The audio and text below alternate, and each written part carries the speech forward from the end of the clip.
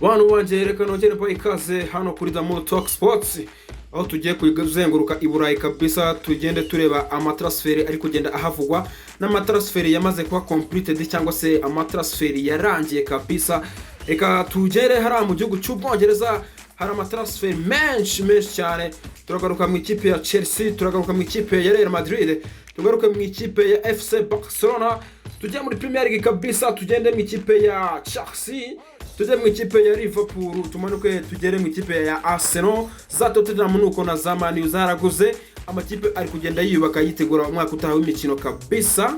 Lero tukaba tugiye kubagezaho amatransferi yabaye completed cyangwa se yarangiye kabisa, aho turebe amakipe yamaze kwinjiza abakinnyi, turebe abasohotse, turebe abakinnyi baje kabisa. Wowe icyo ngusaba no gukurikira kabisa, ukaguma kuri uyu murongo kugira ngo amakuru yose akugereho kugiye kandi vuba kabisa.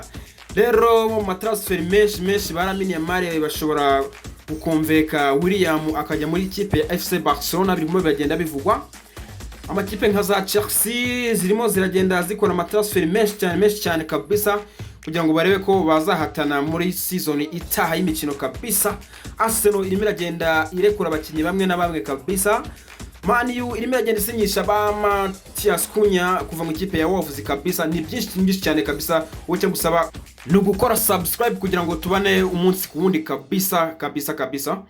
Reka tumanuke mu ikipe ya Manchester City kabisa. Ikipe ya Manchester City rero murabibona ko yamaze gushinyisha umusore w'umufaransa bamwita Ryan Cherki. Ryan Cherki rero akaba yaturutse mu ikipe ya Lyon mu gihugu cy'Ubufaransa. Navuga ngo ni team nziza kabisa Man City yakoze, kuko nyuma yuko ibuze Premier League kabisa, rero Pep Guardiola yavuze ati reka nibike uyu musore, dore ko uyu musore rero mu gihugu cy'Ubufaransa mu ikipe ya Lyon amaze gutsinda ibitego 12 kabisa muri season yose. Rero Guardiola akoze deal nziza cyane kuzana Ryan Cherki. Rero muri Ligue A akaba muri championnat afite ibitego 8, muri Coupe de France akaba amaze gutsinda igitego kimwe, muri Europa League akaba afite ibitego 3, byose hamwe bikaba ibitego 12. Rero murabona ko Guardiola kabisa ku ruhande rw'ubusatirizi muri season itaha azaba ameze neza kabisa. Rero mwarabonye ko mu gihugu cy'Ubufaransa bwo bakinaga imikino ya UEFA Nations League, uyu musore rero yagerageza kwitwara neza kabisa, mwarabibonye. Rero Ryan Cherki reka turebe ko hari ikintu ari buze gufasha Pep Guardiola, dore ko nyuma yo kubura igikombe cya championnat navuga ngo akomeje kwiyubaka kabisa. Rero nyuma yo kuzana Ryan Cherki, hari n'umusore rero yavanye mu ikipe ya Wolves. Uyu musore na wundi bamwita Ryan Antonelli, kuri miliyoni 31 zonyine Wolves rero yaraziriye kabisa.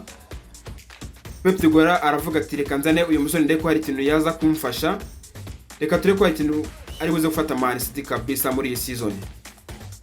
Reka twerekeze mu ikipe y'Irandani kabisa, nta yindi ikipe, ni ikipe ya Chelsea. Nyuma yo kubura Victor Osimhen yaramanutse igera mu ikipe ya Ipswich Town, ikipe yamaze no kumanuka mu cyiciro cya kabiri kabisa muri championship mu gihugu cy'Ubwongereza. Rero Chelsea yaratekereje avuga ati reka tuzane umusore Ryan Drop. Rero uyu musore bikaba byararangiye kabisa, akaba yaramaze kugera mu ikipe ya Chelsea kuri miliyoni 30 kabisa zonyine. Rero uyu musore navuga ngo Chelsea nyuma yo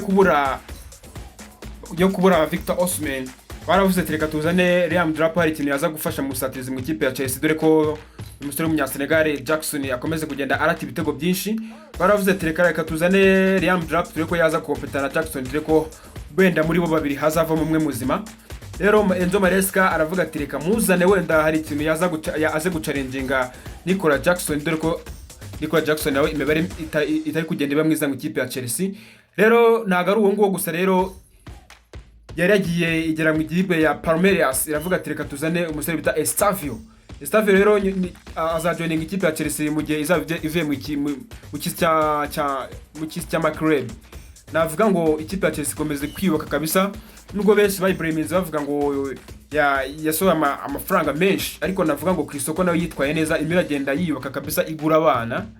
Rero Estavio navuga ngo azaza challenging kabisa mu ikipe ya Chelsea no muri Premier League kabisa, azaza abitsinde kabisa. Navuga ngo uyu musore ni umusore w'umuhanga, dore ko abanya-Brazil bifitemo ubwo bushobozi.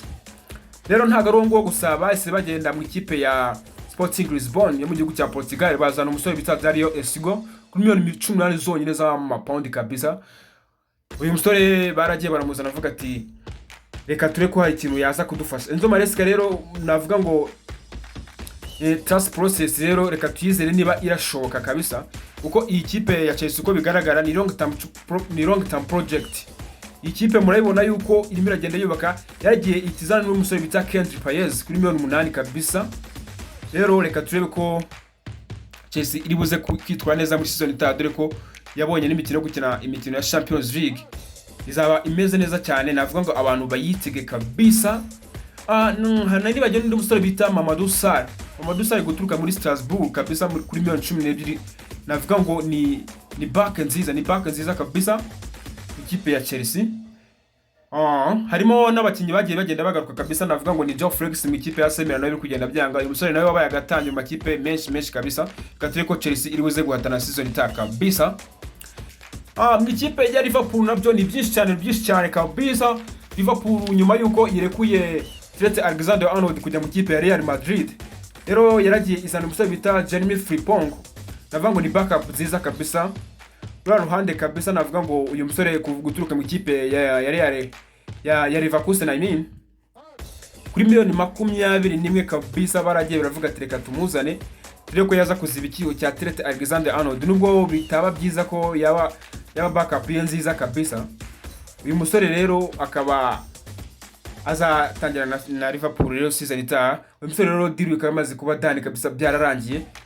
No kureba ko azitwara season itaha kabisa. Navuga ngo Arne Slot kabisa ni deal nziza kuri musore rero, reka teko azitwara neza muri season itaha. Rero navuga ngo hari deal rero irimo iragenda inugwanurwa, bivuga ngo wirtz guturuka mu ikipe ya Leverkusen. Uyu musore rero birimo biranugwanurwa, bivuga ko ngo ashobora kuba deal irimo iragenda irangira kabisa bigana ku musozo. Navuga ngo biri kugenda birangira kabisa, bango muri iki cyumweru tugiye gutangira nko wa kabiri rwose iyi deal ishobora kuzaba yararangiye. Ikipe Liverpool irimo iragenda yiyubaka neza cyane, gurebe ko ya defend igikombe cya champion yatwaye, dore yuko n'amakipe ari kugenda yiyubaka. Rero iragira ngo izabi hari nayo ikompeta nkuko bisanzwe kabisa, nyuma yo kuba yuko Mohamed Salah azaguma mu kipe atazajya mu makipe yamwifuza nka Saudi Arabia. Rero Florian Wirtz navuga ngo birimo biragenda birangira kabisa. Rero Arne Slot abantu bavuga ngo Liverpool ishaka kuzaza ifite intege nkeya, iracyahari kabisa. Abakunzi ba Liverpool mu mwitege kabisa, Arne Slot aracyahari. Iyi Liverpool navuga ngo nubwo bayibremiza bavuga ati Trent agenda yubone muri ikipe ya Real Madrid ntango niki, ntago wakizera rero Arne Slot kuna babipanga kuvuga ngo urekuye Trent Alexander-Arnold, ntago uri hari cyo abayizeye kabisa. Aragira ngo bongera andi amaraso mashyashya. Buriya cyari cyo gihe cye kabisa, cyari cyo gihe cye cyo kugenda Arnold ikipe ya Real Madrid. Reka turebe ko hari ikintu Liverpool iri buze kuba yakora muri Premier League, dore ko ari champion. Rero reka mwifurize ishyanirwe Florian Wirtz muri Liverpool. Mu ikipe ya Arsenal nayo ifite amakuru menshi cyane y'amatransfer kabisa. Arsenal kabisa ifite amakuru menshi cyane. Bango uyu musore bita Kiantini rero akaba yaramaze kugera mu ikipe ya Celtic, akaba yaragiye ari free kabisa, ni free agent kabisa, yaramaze kugera mu ikipe ya Celtic. Umusore bita Kiantini guturuka mu ikipe ya Arsenal. Navuga ngo abo nibo bakinyi Arsenal yasohoye kabisa. Arsenal igisohora abakinyi benshi mu bagiye nyine amasezerano yabo arangiye kabisa, bari free agent. Umusore bita Jorginho akaba yamaze kujya mu ikipe ya Flamengo mu gihugu cy'iwabo muri Brazil. Na Nuno Tavares nawe akaba yaramaze kujya mu ikipe ya Lazio kuri $2 kabisa. Navuga ngo harimo abakinyi benshi Arsenal yagiye igenda ikura mu nizanyo cyangwa se bagaruka.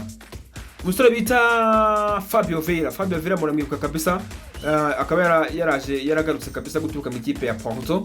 Bari baramutize mu ikipe ya Porto, rero Fabio Vieira akaba agarutse mu ikipe ya Arsenal ngo nawe aze ahatanira umwanya. Bamutara Wes Nelson ni akaba yaravuye mu ikipe ya Fulham.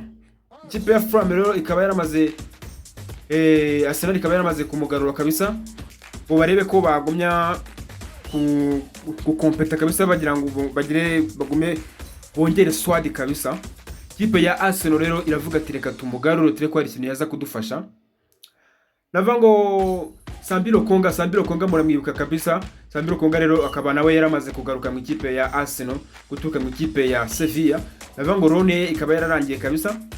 iyi Arsenal rero nubwo bari kugenda bagaruka bava mu ndizanyo, ariko Benjamin Sesko nawe biravuga ko ashobora kujya mu ikipe ya Arsenal. No Arsenal rero Arteta arimo arapushinga ngo yuko yabona umwataka, dore ko bagumye bamubureminga, dore nicyo kintu Arsenal igenda ibura. Abafana ba Arsenal rero bagenda bamubureminga bavuga ati wazanye umwataka. Rero Benjamin Sesko rero Arsenal imuriho, dore ko nawe yifuza kujya mu ikipe ya Arsenal. Rero benshi bari kugenda bavuga ngo yabakoze deal nziza cyane kabisa Arteta. Rero bavuga ngo barebe ko yazahatana umwaka utaha w'imikino, dore ko ikintu bamushinjaga ari ukutagura umwataka, kuko wagumya wubakira ku mukinyi bita Kai Havertz twarabonye ko ari umukinyi wagendera ngo twari Premier League. Hari imikino myinshi Arsenal igiye itakaza kabisa, bigaragara ko yamisinze umwataka. Rero ngo Arsenal iramuka izanye Benjamin Sesko izaba iziba icyuhara kuri nimero 9 kabisa. Byibura twareba ko hari ikintu yazakora, ko urabona ko Arsenal ugiye guhera mu izamu kabisa kujya muri defense mediane irubatse kabisa. Rero nyuma yo kongeramo uyu musore Zubimendi, barashaka no kongeramo uyu musore bita Benjamin Sesko guturuka muri Leipzig. Niba rero biri guze gukunda, rero ikipe yabikoze deal nziza, dore ko navuga ngo ba Fabio Vieira bari kugenda bagaruka, abangaba ba Nelson, rero ba Nuno Tavares kugenda bagaruka. Navuga ngo ni byiza ku ikipe ya Arsenal. Ikipe ya Arsenal rero navuga ngo Arteta ni iminjiremo agafuture ko byibura yaza kugera season nziza itaha, dore ko agenda abo wa kabiri season ebyiri zose agenda abo wa kabiri na season 3 ni nyinshi ugenda uwa kabiri. Navuga ngo nicyo gihe cyo kuza agakompeta kana ko yatwara Premier League, agakora abafana ba Arsenal mu isoni kabisa. Yaba akoze deal nziza kabisa Benjamin Sesko aje mu ikipe ya Arsenal. Gusa benshi bagenda bamubrembe bavuga ati se munda abakinyi barabo kugenda kabisa. Reka ture ko Arsenal iribuze gukora akantu season itaha kabisa. Reka twerekeze mu ikipe ya Manchester kabisa. Iyo ni yindi ni Manchester United. Manchester United navuga ngo itaragize umwaka w'imikino mwiza ushize kabisa. Ikipe ya Man U nta muntu utayibremega kabisa. Nyuma yo kuzana umutoza Ruben Amorim, benshi bavuga ngo ni ibisubizo byiza byo muri Manchester United, ariko navuga ngo Ruben Amorim nawe nta bakinyi yazasanga kabisa. Nubwo benshi bagenda bamubraminga bavuga ngo yayisize ku mwanya mubi, dore ko yarangize iri ku mwanya wa 16 kabisa. Ikipe ya Manchester United benshi baragenda bavuga ngo ikipe gushobora no kumanuka, yarangiye rero itaramanutse. Nyuma yo gukubitwa n'ikipe ya Tottenham rero ku mukino wa nyuma Europa League, ikaba ibuze itike yo gukina n'umukino n'ishangwa rimwe ugana iburayi. Rero nayo ntago yatuje kabisa, irimo iragenda yiyubaka kabisa. Uyu musore bita Matheus Cunha rero guturuka mu ikipe ya Wolves kuri 32 z'amapaundi kabisa. Umusore akaba yaramaze kugera mu ikipe ya Manchester United. Rero Ruben Amorim yaravuze ati reka nzane uyu musore bita Matheus Cunha, hari ikintu yaza kumfasha hariya mu busatirizi. Rero navuga ngo umusore yari sigaranye muzima kabisa. Navuga ngo uri kugendera kuri calibre y'imitoreze ya Ruben Amorim. Navuga ngo ni Bruno Fernandes niwe ubona uri kumuragenda feeling imitoreze ya Ruben Amorim. Rero navuga ngo irimo iranagenda gake, kuko urebye abakinyi ikeneye umuzamu. Andre Onana ntago ari umuzamu wo kuri calibre ya Premier League, twarabibonye ko yagiye atavugwaho rumwe kabisa. Ejo akabanzamo ejo akicara. Rero Ruben Amorim yaravuze ati reka mbenzanye Matheus Cunha ndeko ikintu yaza kumfasha. Kandi ko kurebye Matheus Cunha urebye imibare muri Wolves, ntabwo navuga ko ari umukinnyi ko kumana yabizanye. Rero murabibona ko na Jordan Sancho nyuma yo navuga ngo ntabwo yitwaye neza muri Chelsea, rero yari mu nizo mu kipe ya Chelsea nawe yamaze kugaruka. Kongeraho abasore ba Diallo, navuga ngo ni Man U dushaka kuza kubona challenging kabisa season itaha. Rero harimo abakinyi bagiye bagenda basohoka benshi cyane kabisa. Mo abakinyi bagiye bagenda bayivamo bavuga ati reka tugende turebe ko twajya gukomereza ahandi. Harimo umusore wari waje mu kipe ya Man U yavuye mu kipe ya Tottenham bamwita Eriksen. Rero navuga ngo nta kintu kinini yafashije ikipe ya Manchester United. Navuga ngo n'imyaka ye ntago yari kuza kugira ikintu afasha mu ikipe ya Manchester United. Nawe baramuretse baravuga ati nawe reba genda urebe handi ushakira. Rero kongera n'umusore Johnny Evans wari imazemo igihe kabisa, nawe yaravuze ati reka ngende ndeko ahandi hari najya nawe ajye kurasa kariyeri yiwe. Na Victor Lindelof nawe murabyibuka ko yari amaze igihe kinini ikipe ya Manchester United, nawe yaje kuba imuhaririza leta aravuga ati reka nawe ugende ujye gushakira ahandi kabisa. Ikipe ya Manchester United rero navuga ngo umwaka w'imikino wabaye mubi cyane, niyo mpamvu imiragenda yubaka ngwire ko nawe yazahatana season itaha. Niyo mpamvu rero iyi deal yamaze kuba completed kabisa irangira. Ikipe ya Wolves iravuga ati reka turya aya mafaranga $32 kabisa izikenyera, iravuga ati reka tubaho umusore bita Matheus Cunha guturuka mu ikipe ya Wolves rero deal bikaba yamaze kuba dane kabisa. Navuga ngo abafana b'ikipe ya Manchester United mwitegure kwakira uyu musore mu mikino itaha, season itaha, turi ko yazagaragaza urwego nk'urwo yagaragazaga mu ikipe ya Wolves. Rero navuga ngo Matheus Cunha reka tumwifurize ishani hirwe kabisa mu ikipe ya Manchester United, nawe agende akompete hariya nk'abandi kabisa. Reka tujye mu ikipe ya Tottenham kabisa, nyuma yo kwitwara neza, nyuma yo gutwara Europa League kabisa, nayo ikajya mu makipe atwara ibikombe, dore ko Tottenham rero nta n'igikombe na kimwe yagiraga. Yaje kuba rero itwara Europa League, ariko ntago nyuma yo gutwara Europa League rero dore icyo bahembye mu Postecoglou kabisa, baravuze bahise bamwerekeza umuryango kabisa, bazana Thomas Frank kabisa. Navuga ngo amakipe y'iburayi ntago ibyo ngibyo ibirebaho ngo watwaye igikombe, ariko navuga Tottenham nyine dusanzwe tuzi challenging mu makipe muri Premier League. Season itani season itazibagirwa ko dore ko yarangiye iri ku mwanya wa 17. Navuga ngo ikintu cyana itabaye nuko yatwaye Europa League, na ibyo ngibyo byo kuvuga ngo waduha Europa League rero Postecoglou bahise bamwerekeza umuryango, bazana Thomas Frank rero baravuga ati reka dukomezanye n'umugabo turi ko ikintu yazatugezaho. Thomas Frank rero reka agiye gutangira n'ikipe ya Tottenham season itaha. Rero navuga ngo Postecoglou bamuhembye kwirukana, ariko mwese mwararibonaga imikino ya Tottenham ntago twadusange tubona ari ikipe challenging rwose, nago na blaming ikipe ya Tottenham cyari cyo gihe cyo kugenda. Tottenham yari imaze iminsi ikina imikino nabi, tubona itsindwa kandi ifite squad ifatika, abafite abasore benshi nka ba Madison, ba Kulusevski, sore bakomeye kabisa, umusore umuzamu kabisa wa mbere w'ikipe y'Igihugu y'Abongereza Pickford. Navuga ngo ni ibintu tumenyere ku ikipe ya Tottenham. Tottenham ni ikipe isanzwe ihatana ku mugabane w'Uburayi, ikagenda igachallenginga amakipe, ariko Tottenham rwose yaragiye iba insina ngufi hara ku mugabane w'Uburayi kubera umusore imitoza yarayoberanye. Rero yaje kuba inarekura uyu musore bita Timo Werner rero kaba nawe yaraze kuba agenda. Navuga ngo Tottenham rero irahari kabisa, season itaha irahari, nyuma yo kuza gutwara Europa League nayo navuga ngo ni izatangira season iri kuri calibre yo hejuru kabisa. Katurebe Thomas Frank ko ikintu ari buze gufasha ikipe ya Tottenham. Navuga ngo ni inzira nziza zo kuba imuzanye hakiri kare kugira ngo batangirane nayo pre-season, baye bashaka abakinyi azifashisha umwaka utaha imikino. Tottenham rero navuga ngo nayo inje mu makipe akomeye nyuma yo gutwara Europa League. Navuga ngo cyari igisebe ku ikipe ya Tottenham ifite abasore nka Son ba Harry Kane bayivemo nta kintu bayimariye, ariko nayo ni ikipe ikomeye ku bwane bure ku buryo gutwara igikombe nayo byayibera. Rero yaje kuba ibigaragaza itsinda ikipe ya Manchester United mu mukino wa nyuma ya Europa League. None rero Thomas Frank baravuga ati reka tumuzane turi ko ikintu yafasha ikipe ya Tottenham kabisa, reka turi ko ikintu ari buze gufasha ikipe ya Tottenham. Rero kabisa abasore babiri ko mubona Asumfati na Pogba. Rero ibinyamakuru byinshi Mundo Deportivo, France 24 bigume biragenda bibigarukaho kabisa. Ikipe ya Monaco rero ikaba yarabaye interested kuri aba basore, irashaka kubazanira bose icyarimwe. Ni nyuma yuko uyu musore Asumfati avuye mu ikipe ya FC Barcelona.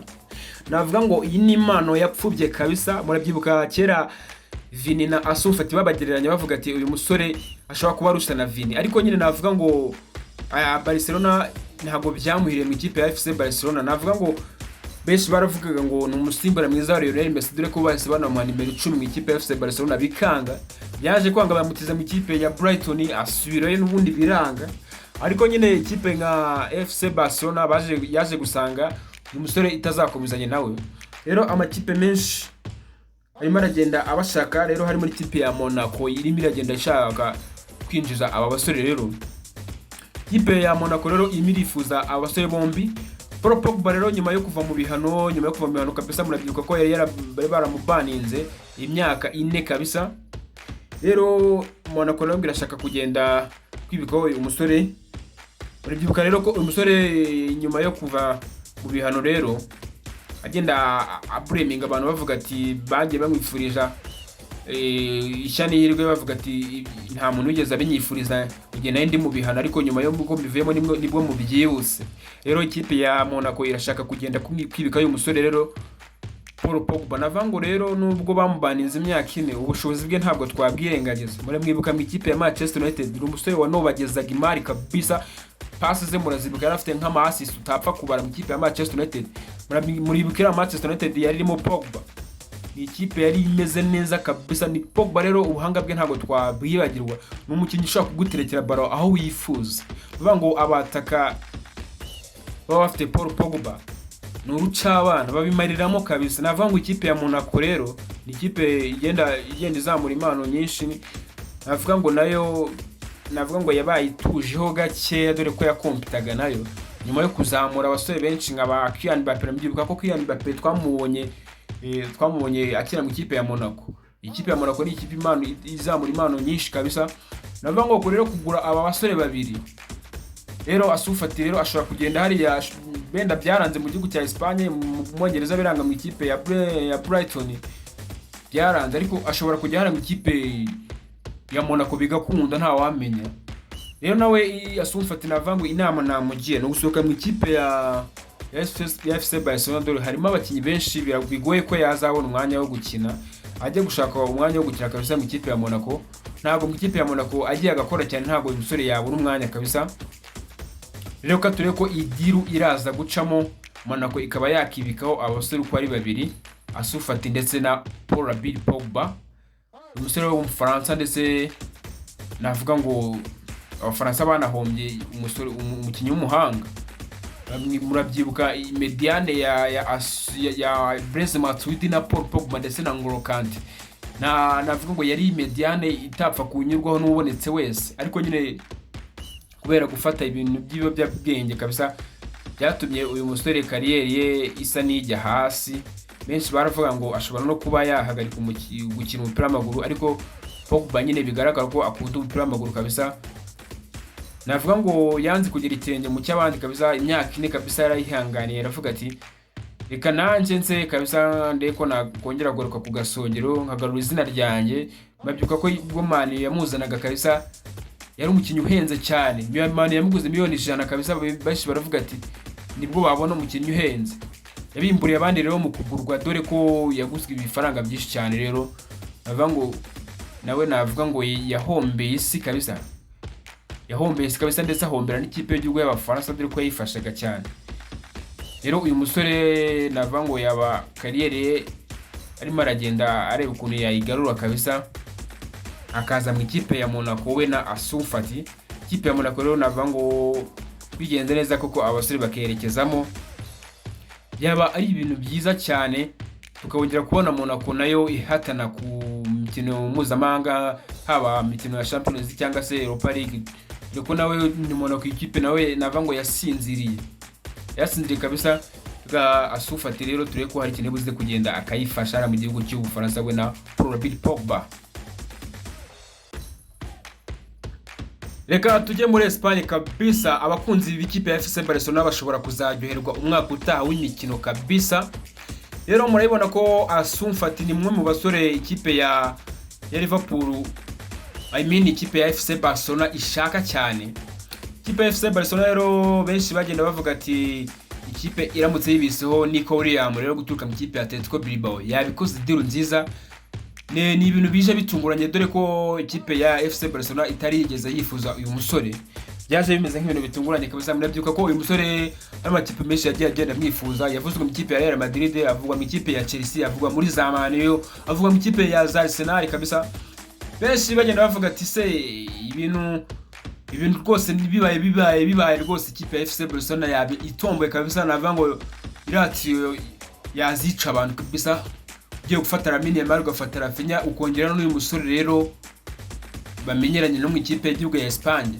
Umusore Lamine Yamal navuga ngo arimo aragenda amukonveka agenda amupostinga bisa ahantu hose kugira ngo barebe ko umusore ya joining ikipe ya FC Barcelona, ariko birimo bagenda bivugwa ibinyamakuru nka Marca gikora muri Espagne birimo bagenda bitangaza bivuga ati umusore ashobora kwerekeza mu ikipe ya FC Barcelona.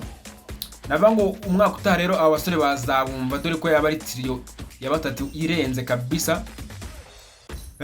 Nyuma yo kubura rero Nations League rero Lamine Yamal maragenda amukombeka avuga ati nyuma avuga ati waje mu ikipe ya FC Barcelona tugakomeza tugascoringa dore ko mu ikipe y'igihugu Espagne naho babikora. Abango rero nyuma yuko ikipe ya FC Barcelona umwaka ushize imikino navuga ngo ni ikipe yari igaruriye muri Espagne kabisa ikubita FC Real Madrid bivuga nabonaga rwose Real Madrid yaribuze. Rero yongeye umusore ndiko William navuga ngo nubundi bazayumva nubwo Real Madrid nayo idatuje irimo uragenda yubaka, ariko ikipe ya FC Barcelona yaramutse yibitsa uyu musore William yaba ari tiro nziza kabisa, dore ko ndiko William navuga ngo nawe inama namugira no kuva mu ikipe ya Atletico Bilbao kuko ntago inyenyeri yigaragara n'umukinnyi w'umuhanga, ariko murabibona ko yageze mu ikipe y'igihugu ya Espagne nibwo tumubona.